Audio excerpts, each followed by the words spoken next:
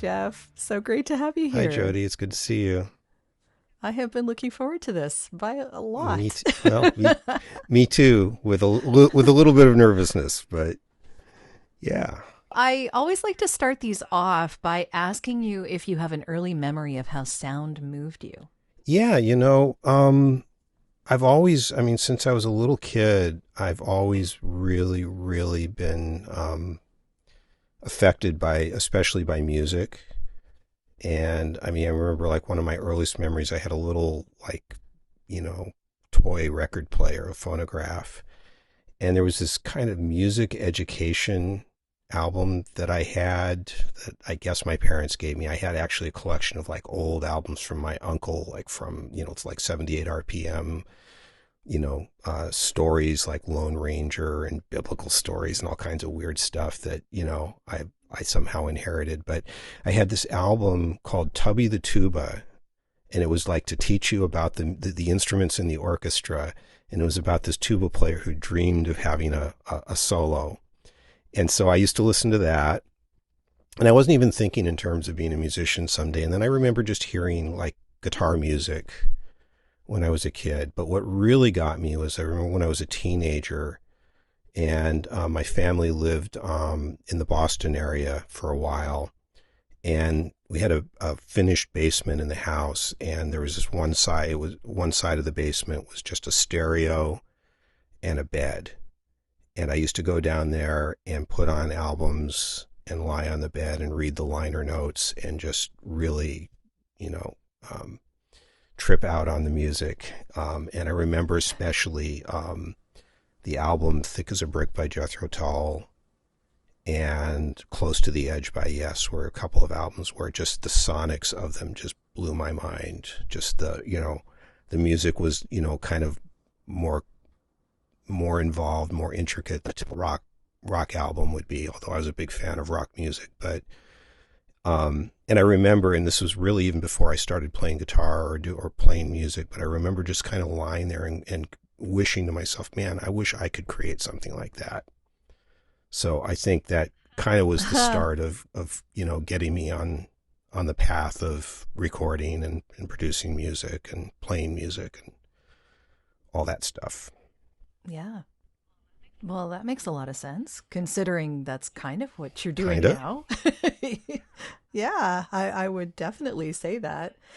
So, when did you start performing yourself? Um, so kind of like around that time and soon after it, we had moved to the Boston area, and I made friends with some guys and a bunch of them played guitar. And my dad had this really crummy acoustic guitar. My mom had bought it for him as an anniversary present, I think like for their 10th anniversary or something.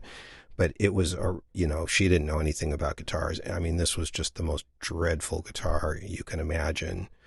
The strings were like, an inch off the fingerboard. So it was just like you needed to have the strength of Superman to make a chord. But I started playing on that, just because all my friends were playing, and I had always been interested in guitar music and music in general. So, and I wasn't any good. I was terrible. But, I was stubborn, and then I saved up some money and bought a better guitar and just kind of went from there. Yeah, and starting with a guitar like that, I would imagine you then didn't need to worry too much about other guitars. Well, yeah, I mean, it was quite, I had a friend who had this model of guitar that I decided I really wanted, and it wasn't even. I think it was like I saved up some money, and this was back when like department stores had like musical instrument sections. So I mean, we went to there's a chain of stores in the Boston area. I think it was called Lechmere, and I used to go there and just sort of drool over this Yamaha FG 110 guitar. And so I saved up my money. It was like $57, and there was. Yeah, well, this Oh, that's was not like bad. 1973 or something. So, but yeah, and Yeah. saved up my money and bought that. And it kind of, so it was a decent little guitar and set me on my way. So you Hmm. played in bands for a while. I know, is that how you met Maya? Yeah. I mean, this was much later. So yeah, by now, my family had relocated to Northern California. We lived in a little town called Grass Valley in Nevada County, which is in the state of California. But and there's an Hmm. annual county fair, and by this time I was playing a lot of electric guitar, and I was in I I helped found the first really kind of heavy metal band in Nevada County, and this would have been about the band started I think around 1977 or so, I guess 76, 77, Hmm. and we played at the county fair. And Maya was in another group, and I kind of knew of them, and I knew who she was and who they were. And my picture of them, I had seen them when I first moved to that area. They had been performing at the county fair. It was like, seemed to be where I met a lot of the people that ended up being important. Um, and they were kind of like, at the time, I was just a young teenager at the time. And I thought they were kind of like a hippie folk group sort of thing. They were playing, acoustic instruments and a lot of vocal harmonies and wearing very flowing white, muslin-y clothes and stuff. So that was my impression of them. And we played, this band I was in called Moria, because I was a big Lord of the Rings geek. And after we were done with the gig, Maya and the other people in her band kind of came up to me and said, "Oh, we loved what you're doing and everything," which really took me aback a little bit because my image of them was, from a few years before, and they, their tastes had changed too. So, the following year we played again and saw Maya and her group again, and my band was on the verge of breaking up. A couple of the guys in the band were members of the Mormon Church, and they were going to go on their missions, which is, young men after high school, they go Ah, out and, yep. spend I think 18 months or something going, door to door trying to spread the Mormon faith. So they were going to be leaving town.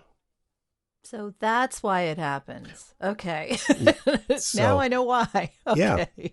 I never knew that. Yeah. So anyhow, Okay. so two of them were leaving. And so I knew the band was breaking up, and we got done playing again and again. Maya and the other members of the band, which was actually, they were down to just three people. So the other two people said, "Hey, we're playing tomorrow night. Why don't you come see us?" So I did, and they were a trio, and there was Maya was playing conga drums and singing and playing some acoustic guitar, and there was a bass player who also played flute, great musician, and another woman who sang beautifully, played acoustic guitar just really wonderfully, and sort of kind of played electric guitar. And they were kind of trying to play rock music, but she didn't yet have the sort of vocabulary to do that.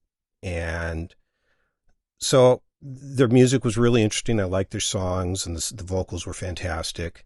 So I went up to the front of the stage, kind of like you do, to, talk to them afterwards. And Maya was there, and she just sort of said, "Hey, we're playing this benefit concert." There was like a benefit. I forget what it was a benefit for, but at a theater in Nevada City. Why don't you come play with us for this gig? And I was thinking, well, my band's breaking up. Sure, why not? So I kind of moved my gear to their house where they were rehearsing, and I just sort of never went away.